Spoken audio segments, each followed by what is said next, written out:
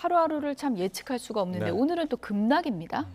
어쩔 수가 없는 것 같습니다. 워낙 반도체 쏠림이 강한 우리 국내 증시이기 때문에 하루 웃고 하루 웃는 재료에 따라서 그런데 여기에 뭐 잘 아시겠지만 단일 종목 레버리지 ETF까지 있지 않겠습니까? 안 그래도 쏠려 있는데 그 쏠림은 더 극대화가 된다. 이렇게 보시면 되겠고요.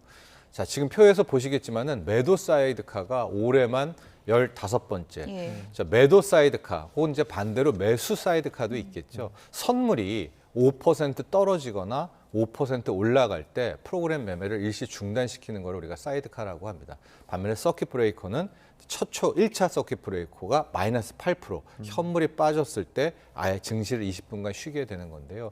매도 사이드카, 선물의 5%가 변동된다는 것도 실은 엄청난 변동성이거든요. 시장이 여러분 5% 이자율을 생각해 보십시오. 5%를 그 순식간에 위로 혹은 아래로 간다라는 것이 그만큼 얼만큼 우리의 반도체 쏠림이 심한가 그 여파를 우리가 여실히 또 보는 그런 대목입니다. 네, 일각에서는 지금 뭐 말씀해주신 그 쏠림과 함께 반도체 거품론이 계속해서 나오고 있잖아요. 또 장이 이렇게 안 좋으니까 이런 어떤 우려들이 많이 좀 커지는 것 같아요. 근데 아직까지 거품론을 논하기에는 좀 왜냐하면 거품이라는 것은 벌어들이는 돈이 없는데 그에 비해서 과대평가를 받았을 때 문제 아니겠습니까? 그런데 지금 삼성전자, 하이닉스 또 앞서 우리 실적 발표를 먼저 했던 마이크론 같은 경우도 실적은 어마어마한 것이죠. 네. 그러나 주가가 그 어마어마한 실적보다도 더 과대평가되지 않았는가라는 이제 그런 의문들을 계속해서 테스트하는 국면이다라고 보시면 되겠습니다. 네, 여러 가지 근데 발언들이 또 경고 신호로 또 인식되고 있긴 합니다. 네. 마이클 버리 투자자 같은 경우는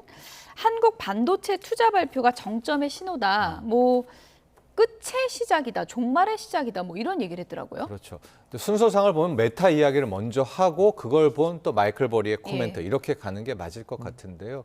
메타, 우리가 알고 있는 바로 그 메타 플랫폼을 씁니다. 예. 여기가 그동안에는 자기가 뭐 있는 돈 없는 돈 다 끌어 모아서 끝판왕 투자를 하겠다.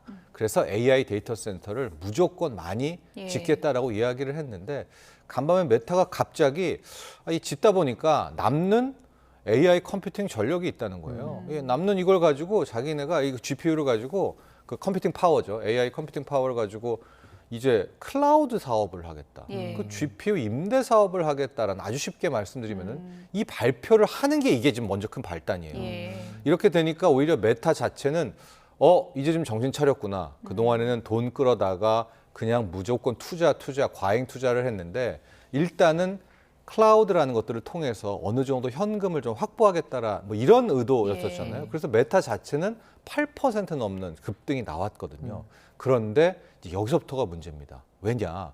그동안 메타라든가 뭐 우리가 알고 있는 이런 빅테크들 같은 경우에는 하이퍼스케일러들은 돈을 벌든 못 벌든 예. 먼저 엄청난 AI 데이터 센터를 져서 소위 말한 AI의 패권을 자기네들이 쥐겠다는 경쟁을 했었잖아요.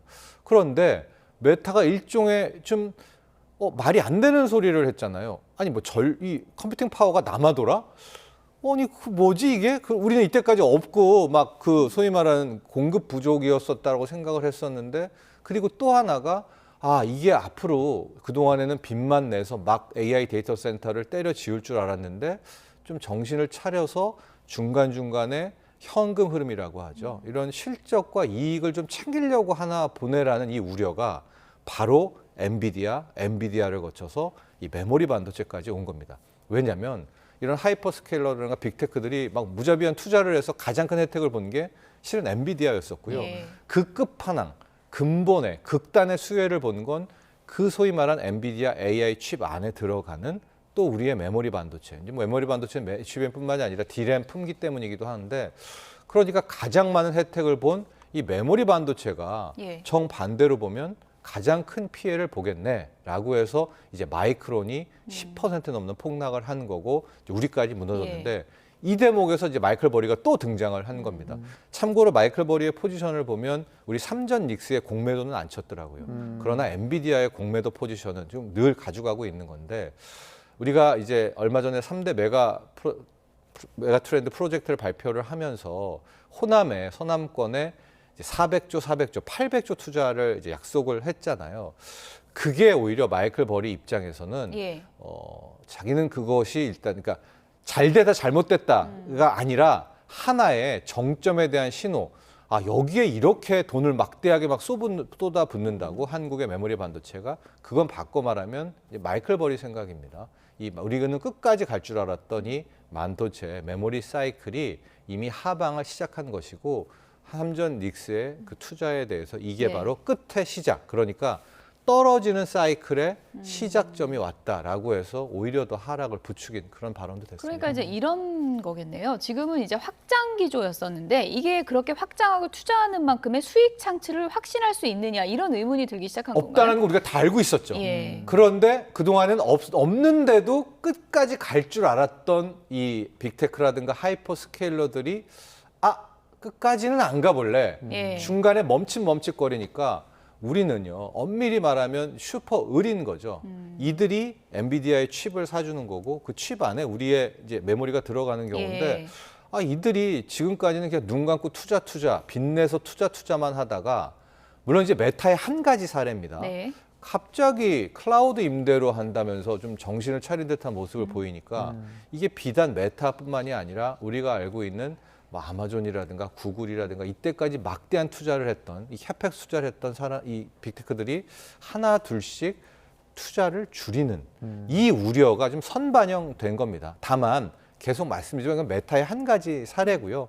당장 오늘 밤, 내일 밤 또 다른 빅테크 하이퍼스케일러들은 다른 이야기를 할 수 있거든요. 예. 그러나 적어도 오늘의 현상은 이제 거기서부터 비롯됐다라고 말씀을 드립니다.